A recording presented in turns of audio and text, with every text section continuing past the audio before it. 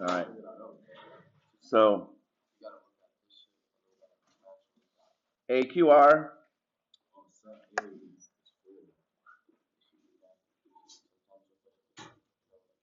6.1.3 Intro to Set Theory. Gentlemen, you got to move on.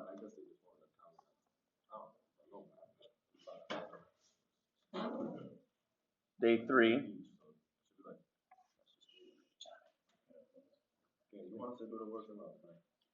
After, yes, I said you're going to be doing it afterwards. I'm asking so that at the rest of the class, I'm asking politely, and you're going to have time to work on that. All right? Okay, well then I need you to focus on this part right here because it's our lesson. I did not say do work. Gentlemen, I'm not going to be arguing right here. All I'm asking is that we are focused now on our notes. I'm asking respectfully. I ask for you to be respectful back. Okay? So,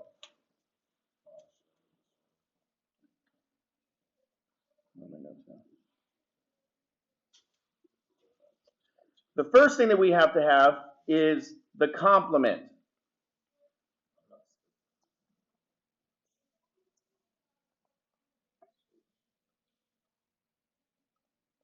So the complement,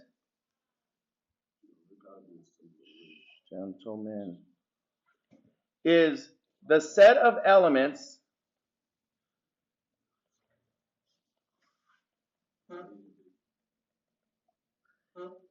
in the universal set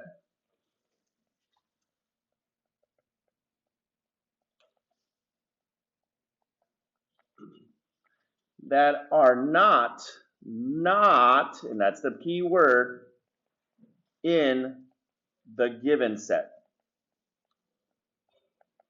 So we're going to do some examples right here. So let's say that our universal set is the set of numbers 1, 2, 3, 4, 5, 6. We'll go 1, 2, 3, 4, 5, 6. So this is all the elements. So the elements that are in the set that we are interested in, the universal set, is 1, 2, 3, 4, 5, and 6.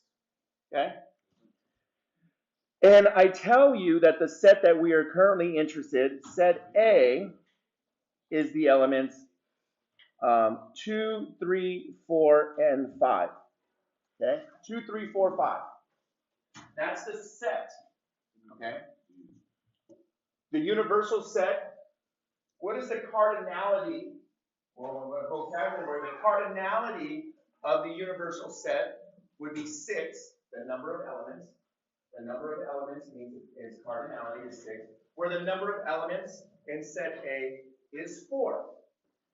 So the notation for the complement, we would write it as A with a little apostrophe up top. This notation here means complement of A. So this means complement of A. When we put that little dash on top, it means like not A. What is not in A? So the elements that are not in A would be what? So which elements are in the universal that are not in A? 1 and 6. So the only elements that's missing is 1 and 6. So the complement of A prime, you might hear me say A prime, the complement of A, not A, is 1 and 6. A has the elements 2, 3, 4, 5. It's missing the 1 and 6 from the universal set. So A prime is 1 and 6.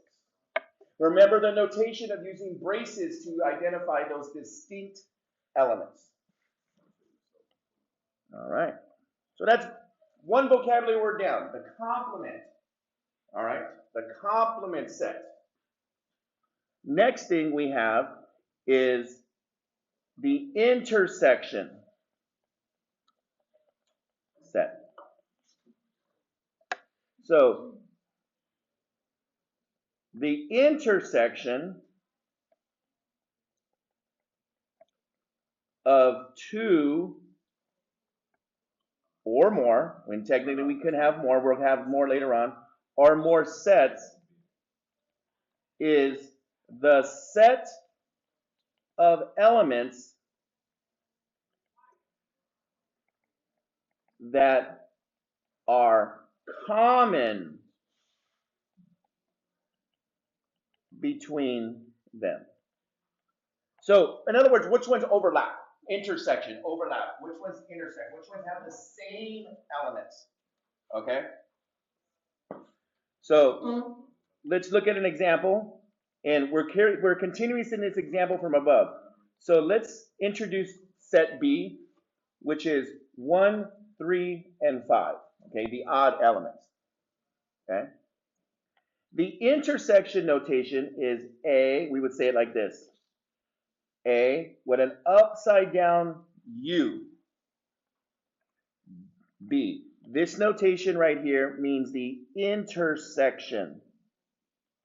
The upside down U means intersection. So I am asking you, what elements are in both A and B? What is in both set A and set B? Remember, here set A, just as a reminder, I'll write it next to it. A was 2, 3, 4, 5, 6. So which ones are in both set A and set B?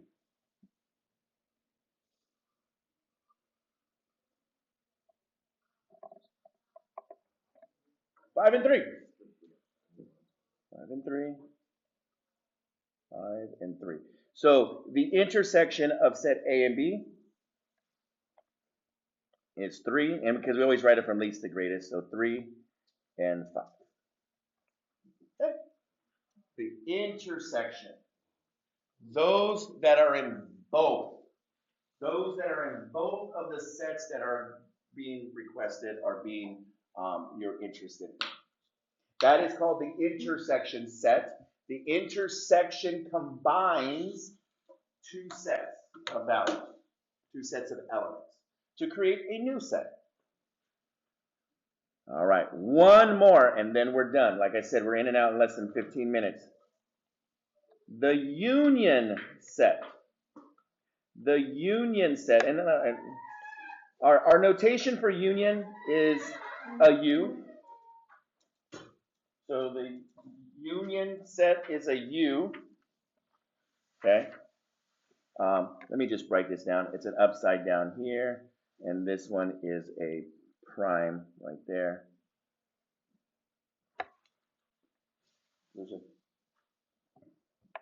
So U. The union set, the union, well, I don't like to say that word. The union of 2 or more sets is the set of elements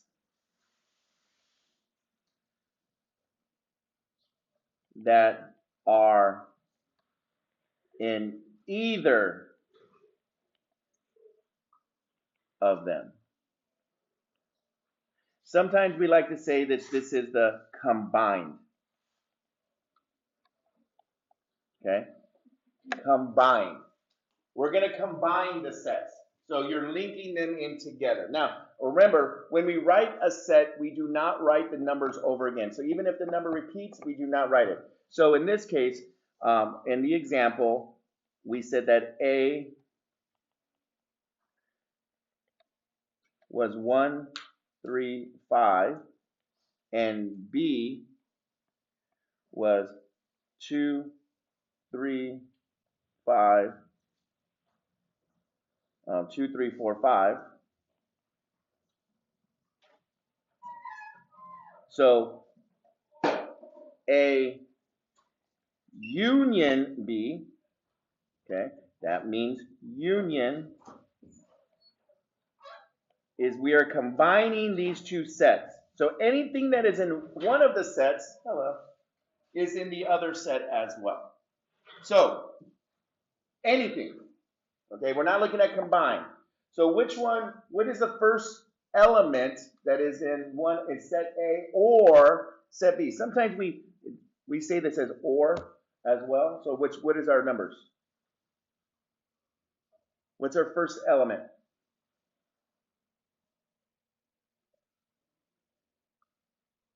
What's our first element? 1. 1 is an element in A or B. What else we got?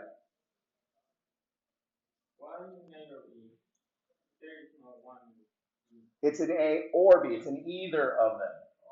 It's in either, and that's the key word there. Either. Okay. So we have 1. What else? Give me the next number.